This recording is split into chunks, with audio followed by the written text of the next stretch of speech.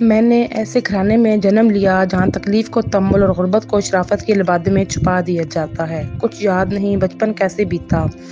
ابتدائی تعلیم گاؤں کے اسکول میں پائی، جب ذرا ہوش سنبھالا گھر کی فضا کو مختر پایا۔ وجہ والد صاحب کی تنگ مزاجی تھی۔ دنیا نے ترقی کر لی مگر ان پر زمانے کی تیز رفتاری کا کوئی اثر نہ ہوا۔ وہ اب بھی اپنی سوچ و وچار میں ایسے ہی تھے جیسے ان کے دادا پردادا رہے ہوں گے۔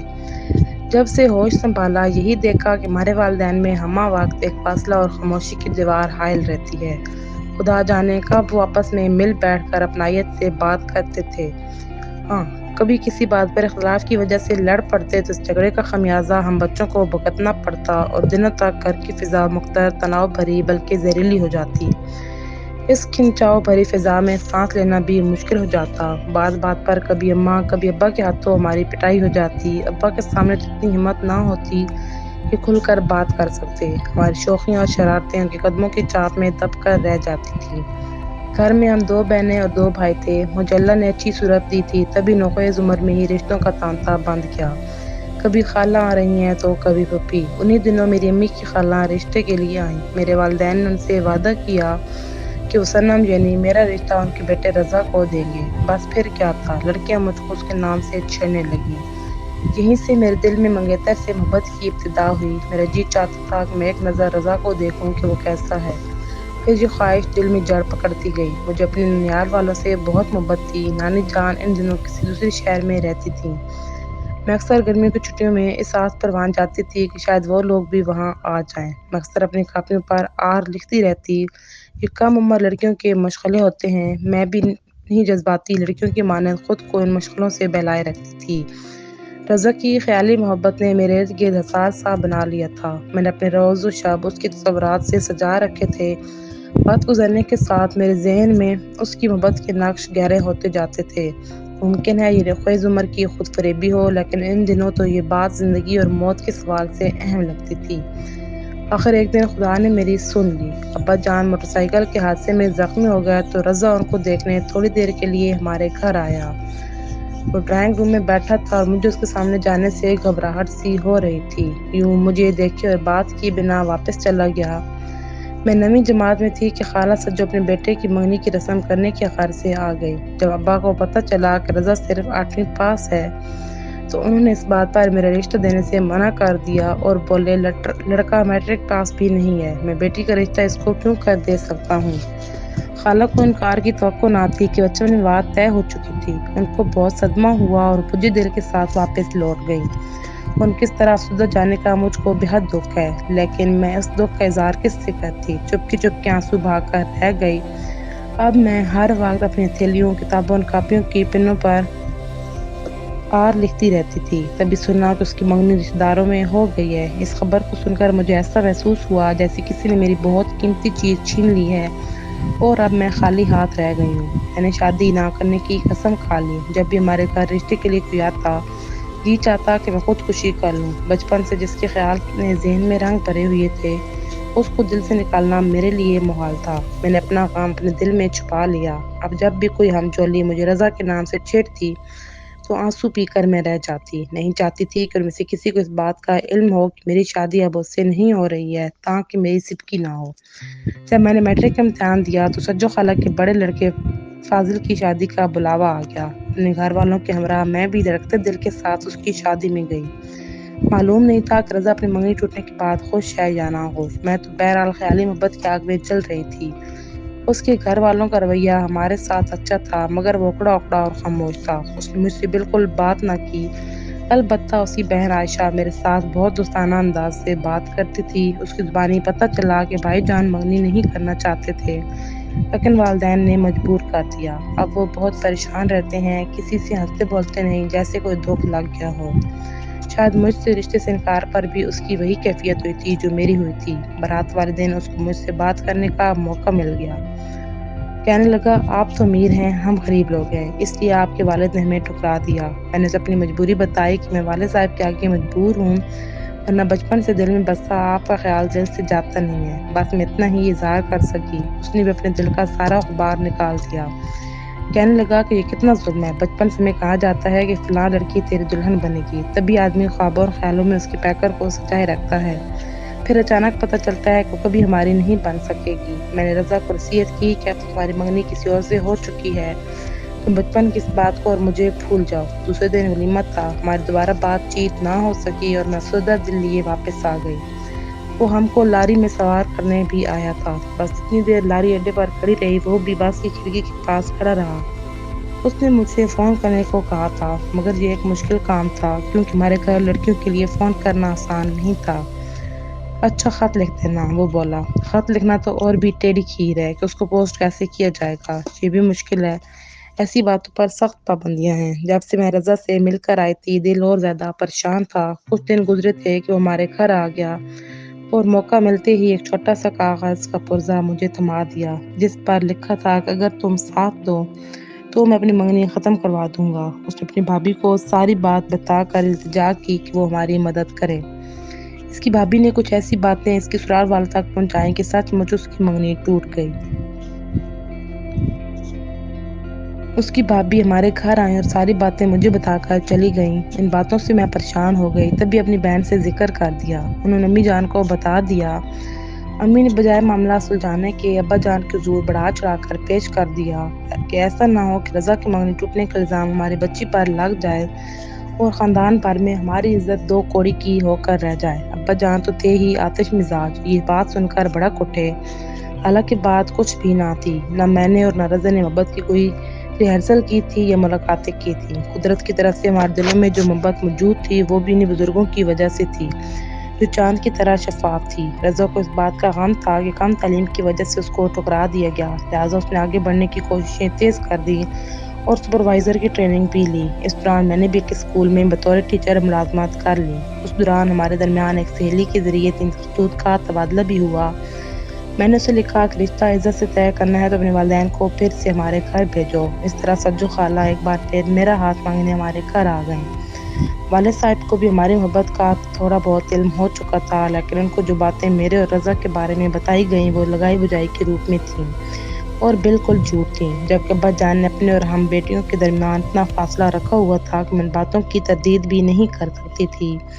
لہٰذا جب خالہ دوبارہ رشتہ مانگنے آئے تو منہ کھا کر چلی گئیں۔ ابا جان نے نہ صرف ان کو رشتہ دینے سے انکار کر دیا، بلکہ تلخ و لب و لہجہ میں انہیں ان کی کم تر حیثیت کا بھی احساس دلایا اور ان کے بیٹے کو نکما، بد کردار اور نہ جانے کیا کیا کہہ دیا کہ جس لڑکی سے اس کی منگنی ٹوٹی ہوئی تھی وہ میرے والد کے رشتہ دار تھے۔ مجھ کو بھی میری بہن کے ذریعے کہلوا دیا کہ اگر میں اس رشتے پر مصر ہوں تو مجھے خالی ہاتھ گھر سے چلتا کر دیں گے۔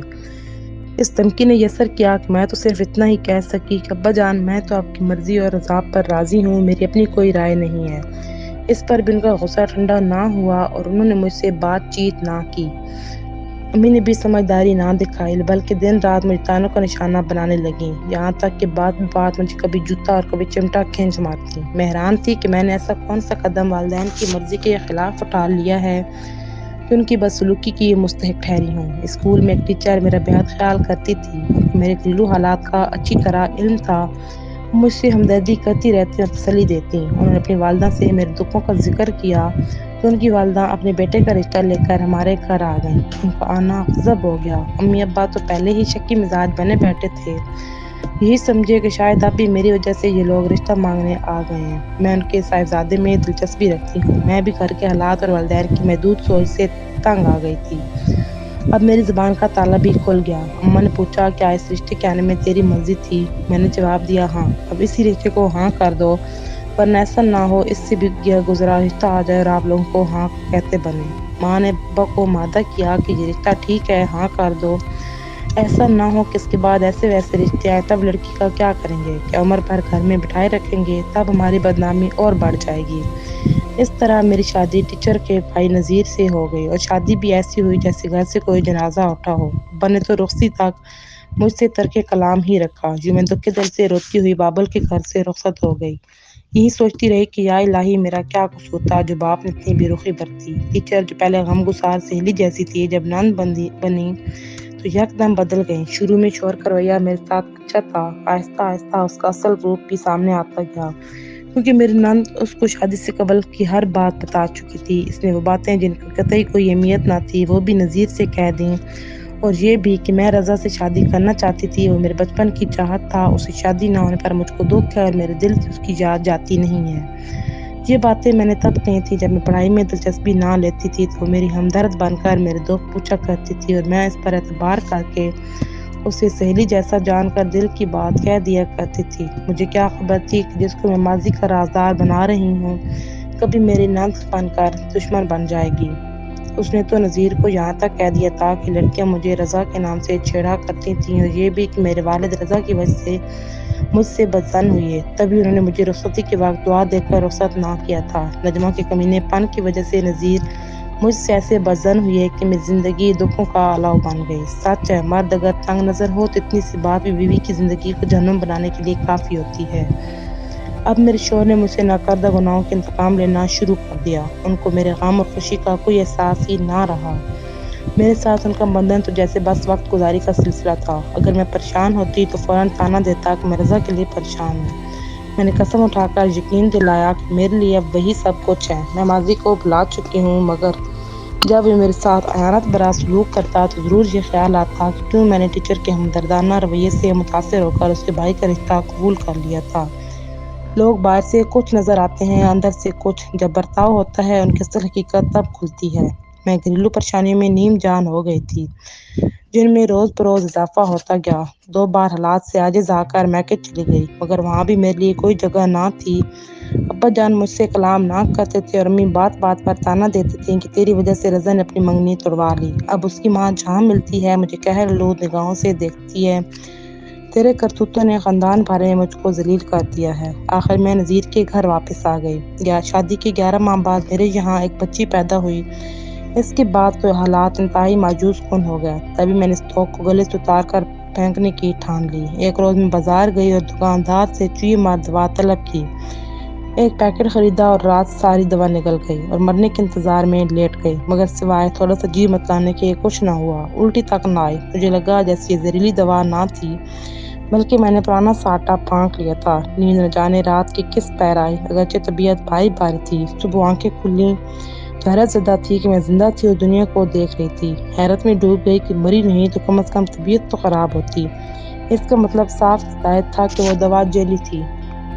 شوہر نے بچی کی پیدائش کے کچھ عرصہ بعد میکے بھیجا اور بعد میں ابا جان کو خط لکھ دیا کہ میں آپ کی بیٹی کو نہیں رکھ سکتا، آپ اس کو اپنے پاس ہی رکھیے۔ یہ ہر وقت افسردہ رہتی ہے، شاید اس کے دل سے ابھی تک اپنے بچپن کے منگیتر کی یاد نہیں گئی۔ سسرال میں اپنے آدھے سے زیادہ اخراجات خود برداشت کرتی تھی، سروس کرتی تھی اور گھر کو بھی سنبھالتی تھی۔ خاوند کے کپڑوں، جوتوں، بنیان اور رومال تک میں خود پورے کرتی تھی، لیکن میری کوئی خدمت میرے خاوند کا دل نہ جیت سکی۔ صرف نند کی بدخواہی کی وجہ سے جو روایتی حسد کا شکار ہو کر میری دشمن بن گئی۔ بہرحال میکے والوں نے منت سماجت کر کے سسرال والوں کو راضی کیا اور مجھے گھر بھیج دیا۔ اب میں فٹ بال کی طرح تھی، ادھر والے ٹھوکر مارتے تو ادھر جا پہنچتی تھی، دوسری طرف والے ٹھوکر مارتے تو پھر میکے کے آنگن میں آ گرتی۔ اسی دوران اللہ نے بیٹے جیسی نعمت سے نواز دیا، مگر شوہر کے تیور چڑھے ہی رہے۔ اب تو نوبت یہاں تک پہنچ گئی کہ ہفتوں مجھ سے بات نہ کرتے اور نجمہ سے کہتے کہ میرے لیے کوئی دوسری لڑکی ڈھونڈو تاکہ میں دوبارہ گھر آباد کر سکوں۔ اس نے اپنا کمرہ، بوریا، بستر سب کچھ الگ تھلگ کر لیا تھا۔ میرا تیسرا بچہ 17 دن کا تھا اور میں اب بھی نوکری کرنے پر مجبور تھی۔ وہ کہتی کہ اسکول جاؤ تو بچے کو ساتھ لے کر جاؤ، بات بات پر کہتے کہ میرے گھر سے چلی جاؤ۔ میں کہاں جاتی؟ میرے 3 بچوں کا بوجھ کون برداشت کرتا؟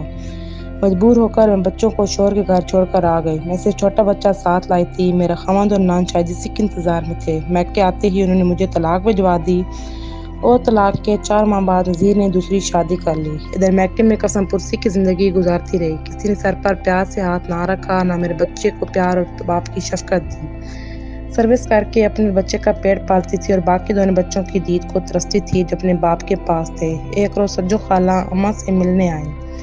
وہ کافی ضعیف ہو چکی تھی۔ مجھ کو بتایا کہ رضا بیرونی ملک چلا گیا تھا، 8 برس بعد لوٹا ہے، لیکن ابھی تک شادی نہیں کی۔ ایک روز میں نے تمہارا احوال بتایا تو رو دیا۔ بیٹی، اس کے دل میں اب تک تیری محبت موجود ہے۔ خدا جانے یہ کیسی محبت ہے کہ وقت کی گرد اب بھی تک اس پر نہیں پڑی تھی۔ اس کے دل میں تیری تصویر پہلے دن کی طرح اجلی اجلی ہے۔ میں خاموشی سے ساری باتیں سنتی رہی۔ تب خالہ نے تنہائی میں کہا، بیٹی، شاید تیرے ماں باپ اس بات پر راضی نہ ہوں۔ خدا جانے روز اول سے تمہارے باپ کو ہم سے کیوں اللہ واسطے کا بیر ہے، لیکن تم اگر ایک بار رضا سے بات کر لو تو شاید تم دونوں کو سکون مل جائے گا۔ انہوں نے مجھے ایک پرچہ دیا جس پر اس کا نمبر لکھا ہوا تھا۔ میں بھی اپنی ویران دکھوں بھری زندگی سے تنگ تھی۔ بھابیاں مجھے اور میرے بچے کو گہرآلود نگاہوں سے دیکھتی تھی، خود کماتی خود کھاتی تھی، پھر بھی بھائی مجھے بہت جانتے تھے۔ ایک روز جب گھر میں کوئی نہ تھا، میں رضا کو فون کر دیا۔ کچھ باتیں، کچھ پچھتاوے، کچھ مایوسیاں اور افسوس کے تذکرے۔ آخر اس نے سیدھی بات کہہ دی، صنم وقت بدل چکا ہے، میں نے ابھی تک شادی نہیں کی، تم بھی کئی برس سے طلاق یافتہ زندگی بسر کر رہی ہو، ابھی بھی وقت ہے، ہم نکاح کر کے گھر بسا لیتے ہیں۔ اگر تم راضی ہو تو مجھے 2-4 دن میں بتا دینا، ورنہ میں دوبارہ تم کو کبھی فون نہ کروں گا۔ میں نے کافی سوچا اور پھر مجھے اس کی پیشکش میں ہی عافیت نظر آئی۔ ابا ضعیفی اور بیماری سے جھول رہے تھے اور اماں کی بہوؤں کے آگے کیا چلتی۔ میں نے رضا کو ہاں کہہ دی، البتہ پہلے امی سے مشورہ کیا تھا۔ تب انہوں نے ناک پر انگلی رکھ کر کہا تھا، 40 سال کی ہو رہی ہو، کیا دوسری شادی تم کو زیب دے گی، وہ بھی اسی کے ساتھ جس کے ساتھ مفت میں بدنام ہوئی، لوگ یہ باتیں کر کے ہمارا کلیجہ چھلنی کر دیں گے۔ اچھا اماں ٹھیک ہے، میں ایسے ہی گزار لوں گی باقی زندگی بھی۔ ماں کو تو میں نے چپ کرا دیا، مگر میرا دل چپ نہ ہو سکا۔ وہ سسکی جاتا تھا، بچے بڑے ہو گئے تھے، باپ کے گھر میں پلے بڑے، ماں کے گھر کا راستہ بھول چکے تھے، میں نے تو حراس سے سمجھوتا کر لیا تھا۔ رضا نے میری سلگتی تنہائی میں پھر سے پتھر پھینک دیا تھا، شاید اسے بھی تنہائی کا عذاب مٹانے کو کسی سہارے کی ضرورت تھی، سونے گھر میں کسی زندگی کی آرزو تھی۔ میں سوچا کرتی تھی کہ کون ہوگا جو بڑھاپے میں میرا ساتھ دے گا، یہ دنیا والے یا میرے بچے جو میرے نہ رہے تھے، ان کو اب میری صورت بھی یاد نہ رہی ہوگی۔ پہلے کبھی دوسری شادی کا سوچا تک نہیں تھا کہ میرے بچے دور سے ہی ان کے ذہن میں ماں کا تصور تو ہوگا، وہ کیا سوچیں گے، پھر لوگوں کی حقارت بھری نگاہوں کی تاب کیوں کر لا سکوں گی کہ 40 برس کی ہو چکی ہوں۔ رشتہ داروں کی حقارت بھری باتیں میرے وجود کو ریزہ ریزہ کر دیں گی، اور آج جب تنہائی نے مجھے ریزہ ریزہ کر ڈالا تھا تو مجھے کوئی پوچھنے والا نہ تھا۔ تبھی میں نے دوبارہ شادی کے بارے میں سوچنے پر مجبور ہو گئی۔ سوچا کہ اگر مرد دوسری شادی کر لے تو کوئی انوکھی بات نہیں، بیوی کا کفن تک میلا نہیں ہوتا اور مرد دوسری شادی کر لیتا ہے، پھر اگر عورت کر لے تو مجرم کیوں، یہاں تک کہ اس کی اپنی اولاد اسے نہیں بخشتی۔ میں تو فیصلہ کرنے سے ڈر رہی تھی، آخر رضا نے ہمت بندھائی کہ دنیا والوں سے میں مقابلہ کروں گا، مگر بڑھاپا تنہا کاٹنا بھی ایک سزا ہے، کیوں نہ ہم دونوں مل کر اسے کاٹیں۔ تمہارے پاس اولاد جیسا نازک سہارا بھی نہیں ہے، تیسرا بیٹا بھی باپ کی طرف اڑان بھرنے کی سوچ رہا ہے۔ تبھی میں نے اتنا بڑا فیصلہ کر لیا۔ آج لوگ مجھ سے خفا ہیں، کچھ مجھ پر ہنس رہے ہیں، لیکن مجھے کسی کی پرواہ نہیں۔ میرا شوہر میرا سہارا ہے، رضا ہر قدم پر مجھ کو مضبوط تحفظ کا احساس دلاتا ہے۔ خدا کا شکر ہے کہ میں نے وقت پر صحیح قدم اٹھا دیا۔ دنیا کا کیا ہے، بے سہارا عورت پر باتیں تو سب بناتے ہیں، برے وقت کام کوئی نہیں آتا۔ اگر دوسری شادی مرد کا حق ہے تو دین نے عورت کو بھی حق دیا ہے۔